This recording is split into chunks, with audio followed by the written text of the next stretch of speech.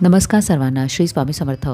आजच्या व्हिडिओमध्ये तारक मंत्र काय आहे, त्याचा अर्थ काय आहे आणि तो कसा पठण करावा याविषयीची माहिती बघणार आहोत. तारक मंत्र हा स्वामींचा अतिशय प्रभावी मंत्र आहे. या मंत्राच्या नावातच त्याचा अर्थ आहे. तारक म्हणजे प्रत्येक गोष्टीतून, प्रत्येक संकटातून तारणारा.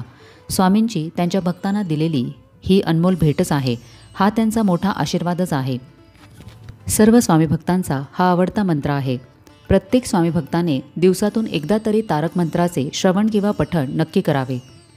आणि जर तुम्हाला शक्य असेल तर एकपेक्षा जास्त वेळा म्हणजेच 3, 5, 7, 11, 21 वेळा तरी तारक मंत्राचे नक्की पठण करावे. या मंत्राचे 11, 21, 108 दिवसांचे अनुष्ठानही केले जाते.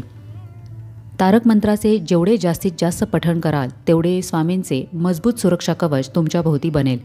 घरातील भांडणे, आजारपण, व्यसन आणि इतर सर्व अडथळे यावर तारक मंत्राचे तीर्थ हा अत्यंत प्रभावी उपाय आहे.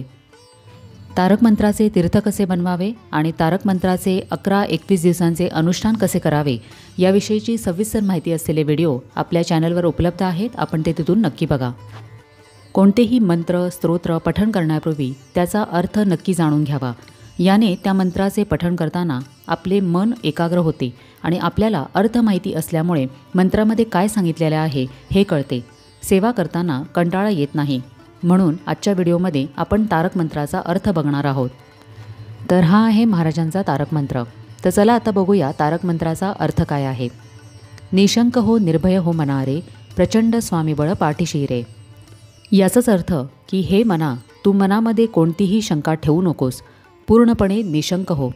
कशाचीही मनामध्ये भीती बाळगू नकोस. निर्भय हो, कारण तुझ्या मागे अत्यंत ताकदवान दिव्य स्वामी शक्ती आहे.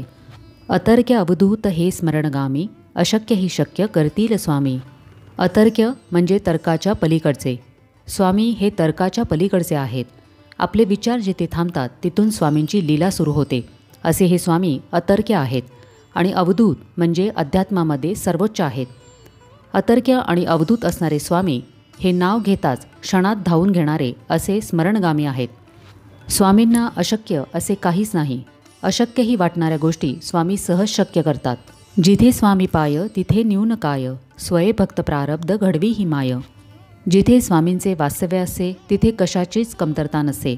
स्वामी स्वतः त्यांच्या भक्तांचे नशीब लिहून प्रारब्धाचे भोग स्वतःच्या सानिध्यात भोगायला लावतात. आज्ञेविन काळ ना नेई त्याला, परलोकीही ना भीती तयाला. स्वामींच्या आज्ञेशिवाय काळही आपल्याला नेऊ शकत नाही. अशा भक्ताच्या केसालाही धक्का लागत नाही.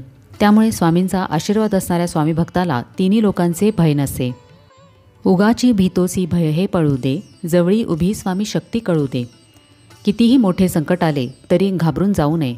आलेल्या संकटांना सामोरे जावे, सामना करावा. स्वामींची शक्ती, त्यांचे पाठबळ नेहमी आपल्या सोबत असते. जगी जन्म मृत्यू असे खेळ ज्यांचा, नको घाबरू तू असे बाळ त्यांचा. जन्म मृत्यू हा स्वामींच्या हातामध्ये खेळ आहे. त्यामुळे आपण घाबरून जाऊ नये, कारण स्वामी आपली आई आहे आणि आपण त्यांना मुलासारखे आहोत. खरा होई जागा श्रद्धेसहित, कसा होसी त्याविण तू स्वामी भक्त. आपल्या मनात स्वामींबद्दल दृढ भाव, विश्वास आणि श्रद्धा असावी.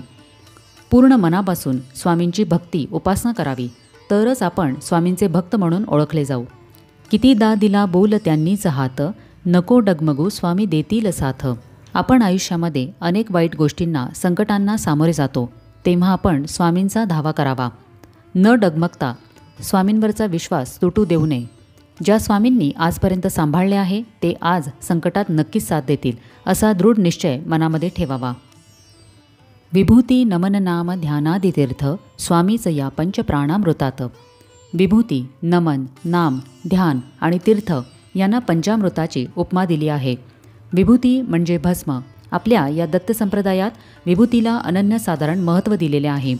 नमन नाम म्हणजे स्वामींचे नामस्मरण आणि हे देवापर्यंत पोहोचण्याचा मार्ग म्हणजे ध्यान. तीर्थाने सर्व काही पवित्र होऊन जाते. विभूती, नमन, नाम, ध्यान आणि तीर्थ या 5ही गोष्टींमध्ये स्वामी आहेत असे या ठिकाणी सांगितलेले आहे. हे तीर्थ घे आठवीरे प्रचिती, न सोडी कदा स्वामी ज्या घेई हाती. तारक मंत्राचा जप करताना आपण जे पवित्र तीर्थ प्राशन करण्यासाठी ठेवतो ते तीर्थ पूर्ण मनोभावी स्वामींचे नामस्मरण करून प्राशन करावे. एकदा तुम्ही स्वामींची भक्ती करायला लागलात की जरी तुम्ही स्वामींना सोडायचे म्हटले तरी स्वामी तुम्हाला सोडत नाहीत. म्हणजे स्वामी तुमचे आयुष्य योग्य मार्गी लावतात आणि आयुष्याचे कल्याण करतात. तर हा होता तारक मंत्राचा सुंदर अर्थ. अर्थच पहा किती विचार करण्यासारखा आहे. थोडक्यात काय तर स्वामी सेवा ही एकनिष्ठतेने, भक्तीने, प्रामाणिकपणे करावी. खोटा भाव, स्वार्थीपणा नसावा. महाराजांवर संपूर्ण श्रद्धा ठेवून त्यांची भक्ती करावी, कारण अशक्यही शक्य करतील स्वामी. तारक मंत्राचे पठण कोणीही करू शकतो. स्वामींसमोर बसून तीर्थ बनवू शकता किंवा नुसते हात जोडून तारक मंत्राचे पठणही करू शकता.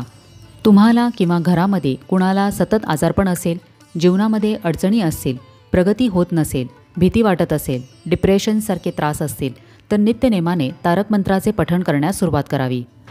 आपल्या सर्व संकटांवर, अडचणींवर हा अत्यंत प्रभावी मंत्र आहे. त्यामुळे तुमच्या नित्यसेवेमध्ये तारक मंत्राचे एकदा तरी पठण किंवा श्रवण नक्की करावे. तर कसा वाटला आजचा व्हिडिओ हे मला कमेंट करून नक्की सांगा. आपण भेटूया आता पुढच्या व्हिडिओमध्ये. तोपर्यंत सगळ्यांना श्री स्वामी समर्थ.